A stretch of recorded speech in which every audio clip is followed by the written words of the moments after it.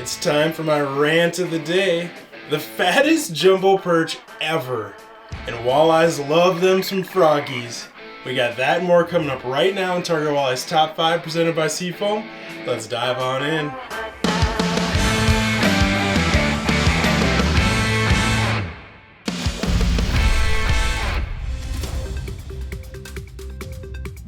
I have got to get something off my chest. The short version, don't be a dirtbag. Where is your honor, dirtbag? The long version, well, I'm glad you asked. I have already seen so many reports this ice season of fish houses being broken into, or even the whole thing being stolen all over. I've talked to numerous folks who even say that they leave their wheelhouses unlocked just so that they don't have to replace a broken door if some jerk comes in and wants to snoop around. Because if they want to get in, they're gonna get in. Stop breaking into people's fish houses. Stop it. Get some help. I don't care who you are, we all go through tough times. If you want something, work your dang butt off until you get it, until you earn it. Whew. Okay. Goose fraba. Alright, I'll try to relax now. Let's dive into number 2. Would you ice fish with a topwater frog? Now, I'm not saying that you should, but I'm definitely not saying that you shouldn't. Now, folks have been using live frogs to catch open water walleyes for decades.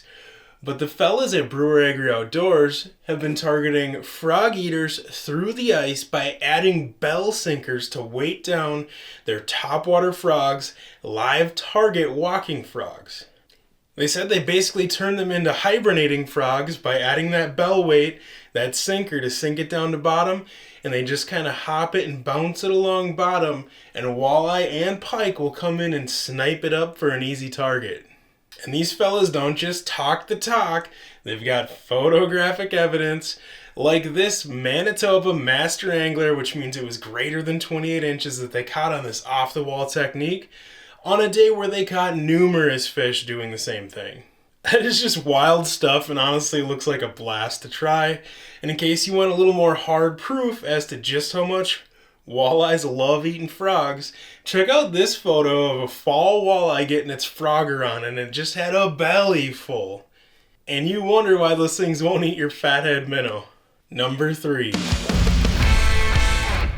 This next one has to be the fattest jumbo perch ever, and I know I have said that same phrase before, but this one seriously steps it up a couple of notches in the old perchin' belt. It was posted by Pete Hiller in the Ice Junkies Outdoors Facebook group, who said his buddy's kid caught that jumbotron last January in South Dakota. Like, what? Are you seeing what I'm seeing? I literally cannot stop staring at that thing's belly. So what are you looking at my gut for? What am I looking at your gut for? Well, Phil Collins, I'm looking at it because I'll probably never see another specimen like that in my entire life. So congrats on the fish of a lifetime, bud. Number 4. Did you know that there's a Jason Voorhees statue, Jason from Friday the 13th, chained to the bottom of Louise Mine Pit in Crosby, Minnesota? It was plopped down 112 feet deep 10 years ago, but it's still sitting pretty, and folks come from all over the United States to scuba dive with it and get a little peek for themselves. That's the last thing I want to see if I'm in the water. So the same dude who sunk that thing has also sunk pirates, mermaids, and even flamingos at the bottom of these mine pits, and it sounds like he's working on a Freddy Krueger statue next. Don't get me wrong, it's fun to look at, and I'm not trying to be a Debbie Downer here, but I'm honestly just a little confused how this sort of thing is legal in Minnesota.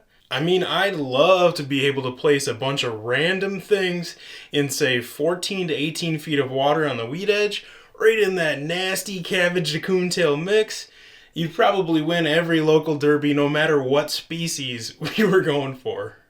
Well, until other folks with side imaging and forward-facing sonar found your little secret spot too, because then it would probably turn into a community hole, and we all know how crazy those can get. Number 5. And here you thought it was muskies and pike that were supposedly eating all the walleye, But Rainy Days Guide Service in northern Minnesota is here to show you that cannibals still exist. Such an amazing shot, and really it's just incredible that that thing was still willing to eat a bait. Somehow. If you're sneaking out fishing this weekend, I hope you're able to find a few that are as hungry as that thing was. And that wraps up this week's Top 5. A big shout out to Seafoam for keeping us running smooth and making this fun video series possible. If you want more walleye and ice fishing related content like this, sign up for our free Target Walleye emails at targetwalleye.com, and I'll see you back in 7.